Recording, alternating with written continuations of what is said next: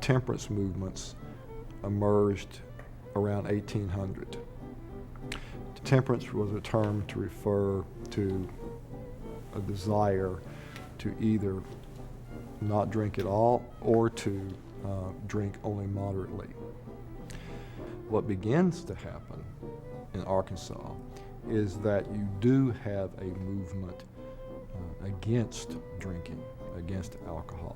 And this is a movement that begins fairly early in Arkansas, again before the Civil War. One reason is that you have the introduction of evangelical religion in Arkansas, particularly the Methodist circuit riders. The Methodist Church, as it was growing and expanding throughout the frontier areas of the United States, was not only carrying the gospel, they were not only carrying the Bible in their saddlebags, but they were also preaching against drink, against demon run, against the evil of king alcohol. And thus, as the Methodists began to establish circuits, as Methodist preachers began to travel throughout Arkansas, we begin to hear the first voices in early 19th century Arkansas raised against alcohol and whiskey. As towns began to develop in Arkansas, as you begin to see small communities, whether it's Little Rock or it's Fayetteville, these towns begin to have businesses and they begin to establish people who want to have a good, orderly town. And it is in these communities that you would see the first, quote, temperance associations. That meant that an association would be formed in a community. Generally, men would get together, they would form a temperance association, and they would take the pledge.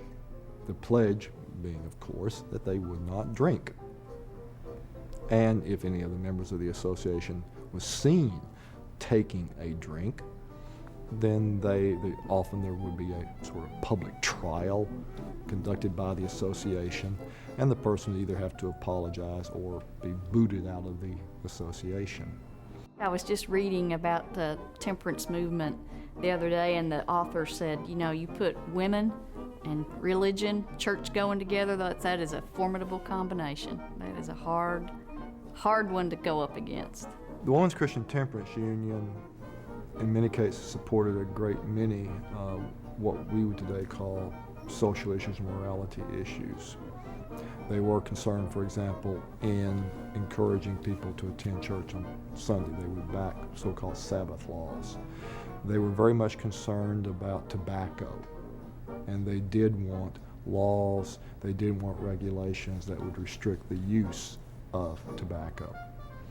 Leaders of the Women's Christian Temperance Union who did push that traditional social morality program.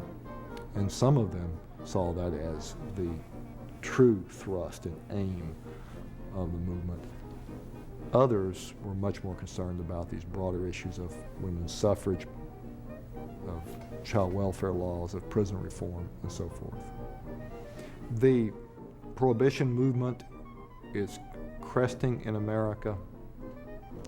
In Arkansas, prohibition has been put into place thanks to these series of laws in 1913, 1915, 1917. The 1915 law was signed by Governor Hayes and by Governor Bruff. Arkansas was already there in terms of prohibition, but it is also true that what's going on in Arkansas is going on throughout the rest of the nation. That in state after state, you have many, many dry localities, much as was the case with Arkansas, where you had most of the state already dry before you have a statewide prohibition law. In much of America, you already have states that are dry.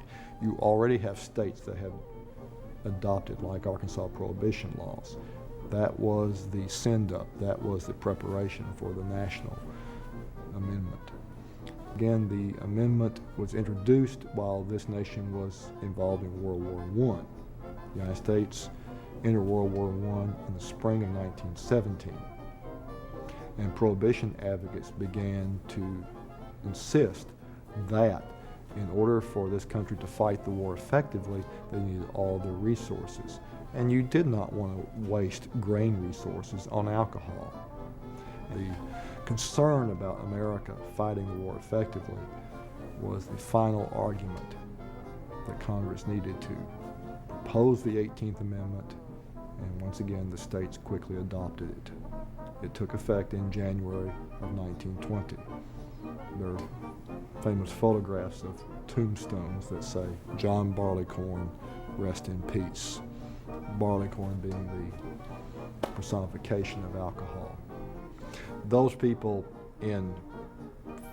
rather against Prohibition, those people who wanted to keep the United States wet, well, of course, many of them had a vested interest. We're talking about those who sold alcohol. We're talking about the saloon owners, the tavern keepers. We're talking about the beer manufacturers. We're talking about the distillers. Certainly you had a huge business interest in keeping America wet. But at the same time, of course, particularly in the cities throughout America, you would see that many believed that alcohol was something that was part of normal everyday life. And in fact, going outside Arkansas, when Prohibition took effect in 1920, many people woke up and said to themselves, "What happened? I didn't know that this was about ready to strike America." And so you see a great deal of surprise. In Arkansas, however, this campaign both for and against Prohibition was long-standing, and it would be hard to believe anyone would have been unaware of the debate leading up to Prohibition in Arkansas. The Prohibition Amendment, the 18th Amendment, is the only amendment that has been repealed in the United States Constitution. And that is certainly why, when the prohibitionists, the groups in favor of prohibition and temperance, were successful in planting the 18th Amendment into the Constitution, that they were confident that this is permanent. This had been a long-term process. These organizations, these groups at the state and national level, and the 18th Amendment was the grand culmination of what they saw as their crusade that had gone on for decades upon decades. And certainly, once the 18th Amendment was in the Constitution, they thought it would stay there. They never dreamed that it would fall away, and certainly nobody dreamed that the 18th Amendment would fall that quickly within a little over a decade. It's 1932. The Great Depression has swept across the United States as well as Arkansas, and Prohibition has been discredited, and apparently even in Arkansas, Prohibition no longer had the great support that it did, because when Franklin Roosevelt is elected president in 1932, very quickly the Congress will introduce a proposed constitutional amendment, a proposal that is pushed by the senior senator from Arkansas, Joseph T. Robinson. Congress will propose a constitutional amendment, the 21st, repealing the 18th, repealing Prohibition, and we will see that Arkansas will be among the first of the southern states to vote to ratify the 21st Amendment. Arkansas, by popular majorities, it was submitted to the people by large popular majorities. Arkansas will say no to Prohibition. Let's go back to the old days. Now, Arkansas will remain dry in 1933 because those state laws, the Prohibition advocates had painted such a rosy picture of what the world would be like once alcohol was done away with, that there was simply no way in which Prohibition could ever meet those demands. But increasingly, those who objected to Prohibition said that Prohibition violated some basic fundamental American principles. It took away individual freedom.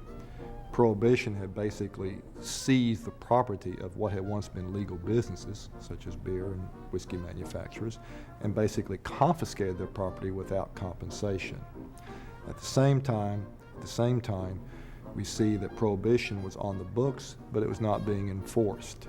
And many people, and in fact, the movement against Prohibition throughout America emerged out of conservative groups, emerged out of conservative parties, because they said, look, Prohibition is the law. but it's not being enforced. It's being openly violated. Our children see that.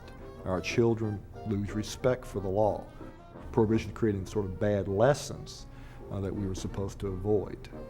And so those voices, again, in many cases, many conservative voices, who said that prohibition was heavy-handed government, that it was confiscation of private property, it was interference in legitimate private business, that prohibition certainly inspired disrespect for the law. That's what helped to chip away support for prohibition. It is remarkable that you had this constitutional amendment that was passed in 1919 and repealed in a relatively short period of time, 1933, because, as government students know, getting an amendment into the United States Constitution is very difficult. The repeal amendment went through very quickly.